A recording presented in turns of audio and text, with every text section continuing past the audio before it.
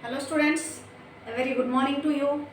How are you? I hope you all okay and doing your work properly. So students, let's continue our chapter 13 of class 11, that is photosynthesis in higher plants. In our last class, we have studied about what is the difference between cyclic and non-cyclic photophosphorylation, and in that topic we will able to know that how electrons transport in different photosystems. Today we will study about chemiosmotic hypothesis. Remember students, the topic is chemiosmotic hypothesis. So let's understand what is its importance. As we know that the process of ATP synthesis is related with the electron transport system. So in this topic means chemiosmotic hypothesis, where is the ATP synthesizes and what are the organelles or the systems that is needed for this chemiosmotic hypothesis. So simply you remember that chemiosmotic hypothesis means synthesis of ATP in the chloroplast. Clear? And inside the lumen, or we can say inside the thylakoid membrane or inside the lumen. Here the process of ATP synthesis occurs inside the lumen of the thylakoid membrane.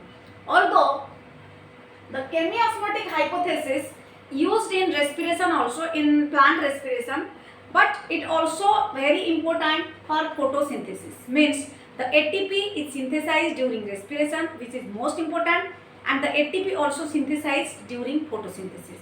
So when that ATP is synthesized during photosynthesis, it occurs inside the lumen of the thylakoid membrane. But when it is synthesized during the process of respiration, then it is synthesized in the intermembrane space of the mitochondria. This is the main difference.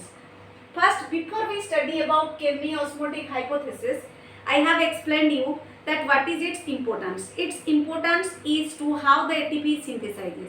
The main role of chemiosmotic hypothesis in respiration, but as in photosynthesis ATP is produced, so here it also plays an important role.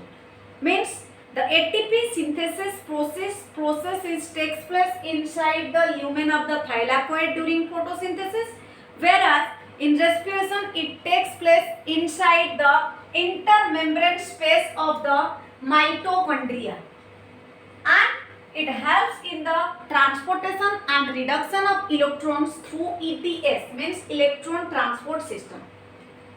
So let's see what are the reasons that are responsible for causing chemiosmotic hypothesis and which are the other systems which are used in the chemiosmotic hypothesis.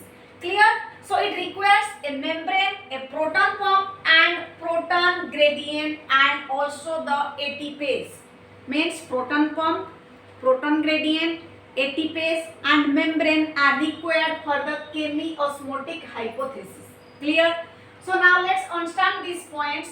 What is they tell us about the chemiosmotic hypothesis. First point, ATP synthesis is linked to the development of a proton gradient across the membrane of thylakoid. It results due to the following reasons. Means the ATP synthesis, as I have told you, ATP synthesis linked with the development of proton gradient, means without proton gradient. Remember and recall, while I have explained you about the cyclic and non-cyclic photophosphorylation, I have told you that during the photolysis of water, the proton released from water, means H plus hydrogen released from water, come towards the lumen, and when it come towards the lumen, then here a concentration gradient, means the concentration of proton gradient occurs, means higher inside the lumen and lower outside the lumen, due to which a passive transportation occurs, passive transportation of proton occur, due to which the hydrogen is come towards the inside and the electron released towards the outside. So let's see what are the reasons for causing the ATP synthesis. First reason is, since the photolysis of water takes place on the inner side of the thylakoid, the protons produced accumulated within the lumen of thylakoid, which is already I have told you that The photolysis of water takes place inner side of the thylakoid membrane, due to which the protons produced are accumulated. Means they are united at a place, or they form a concentration at a place. At second point, the primary electron acceptor is located towards the outer side of the membrane. Primary electron acceptor means which accept the electron that is released due to photolysis of water, and after this it transfer the electrons to the hydrogen carrier. Hydrogen carrier means, remember students, hydrogen can't transported alone through the lumen. That's why it needs a carrier, and that carrier is formed due to electrons. So this molecule removes a proton from the stroma, which while it is an electron, or release it into lumen or inner side of the thylakoid membrane. Clear students? So this point tells us about the primary electron acceptor is located towards the outside of the membrane. The primary electron acceptor means when photolysis occurs, the electron is released from the oxygen, and that electron should be taken by an ETS, means through ETS transport system, and by the primary electron acceptor, and then it transfers the electrons to the hydrogen carrier. So this molecule removes a proton, means for one electron there must be removal of a proton from the stroma. Means if one proton is removed from the stroma, then one electron can enter, and if electron will enter, then the process of ATP synthesis will start, and they all are take place inside the lumen or inner side of the thylakoid membrane. So third point tells us about the enzyme NADP reductase is located on the stroma side of the membrane.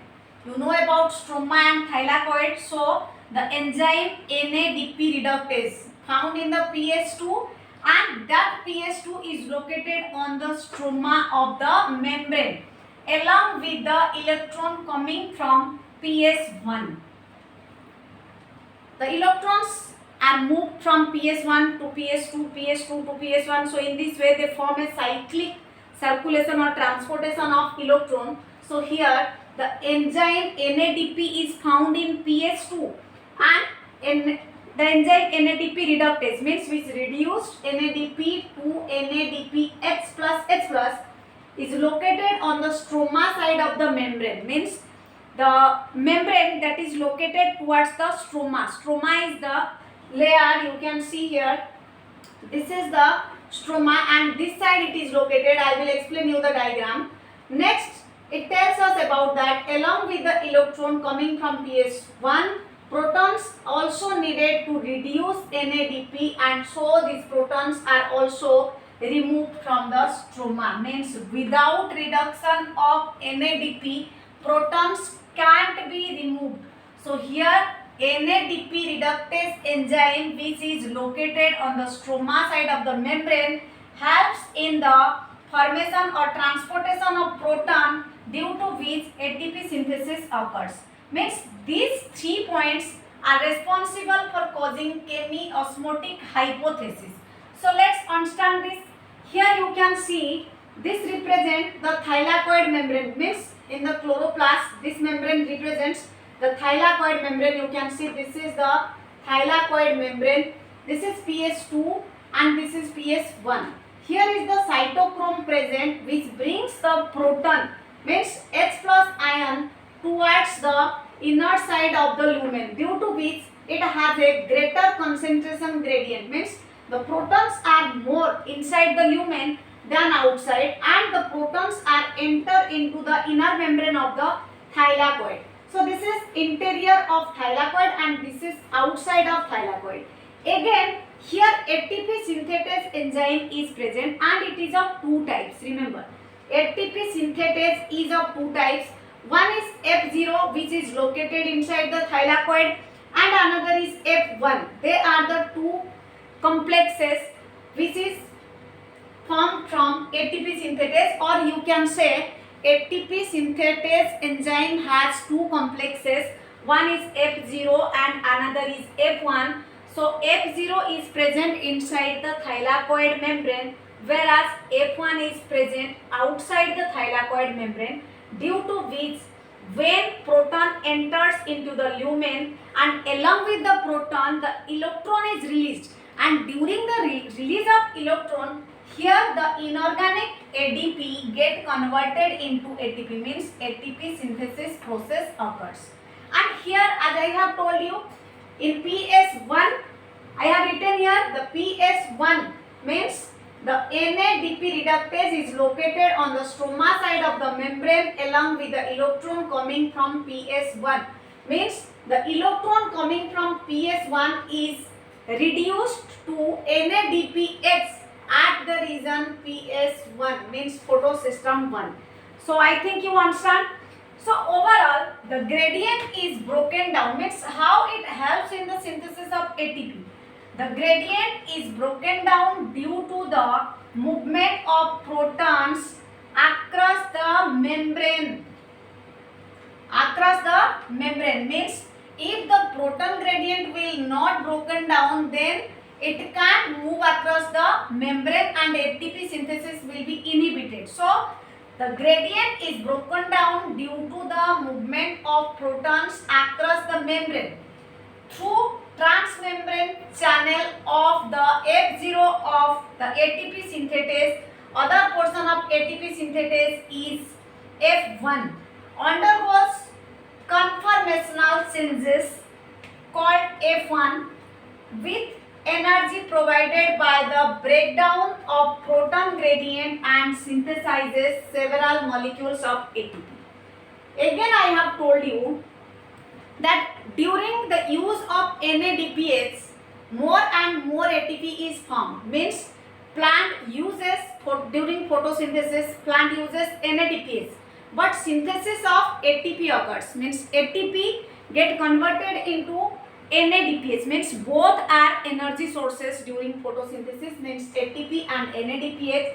So here in chemiosmotic hypothesis, simply remember that ATP is synthesized by using of NADPH. NADPH is used, ATP is synthesized, NADPH is used and ATP is synthesized. So here this topic is completely explained about how the ATP is synthesized inside the lumen of thylakoid and what are the systems involved in this. As I have told you, the membrane, the proton gradient, clear, and the concentration of the proton, due to which there is a passive transport occurs, and and proton carrier means hydrogen carrier, which helps in the removal of electron and entry of hydrogen towards the lumen of the thylakoid membrane. So from this above discussion we can conclude that chemiosmotic hypothesis is very important, and during the NADPH produced by the movement of electrons, it will be used immediately by biosynthetic reaction. I have told you one is biosynthetic reaction and another is chemiosmotic reaction. So biosynthetic reaction means light reaction. During light reaction, NADPH is used and the ATP is synthesized, is again used, and that ATP is responsible for fixing carbon dioxide. Means we are studying about photosynthesis in higher plants. Here in details all the things involved in this process are come from which place and how they are cause many changes inside the chloroplast for synthesis of protein. So here the ATP released or ATP synthesizes is used by the plant or used inside the thylakoid membrane for the carbon dioxide fixation, and more carbon dioxide get fixed, the carbon product will be more. So the chemiosmotic hypothesis which I told you now is most important. So students, this is the thylakoid membrane, this is the stroma which is present outside it, This is interior thylakoid. Again, I have told you that ATP synthase has two systems or two complexes, F0 and F1. The main role of this ATP synthase enzyme is to taking an electron and converting the ADP means adenosine diphosphate into ATP, adenosine triphosphate. So this is all about your chemiosmotic hypothesis, and next we will study about where are the ATP and NADPH used. For today this is all about your chemiosmotic hypothesis.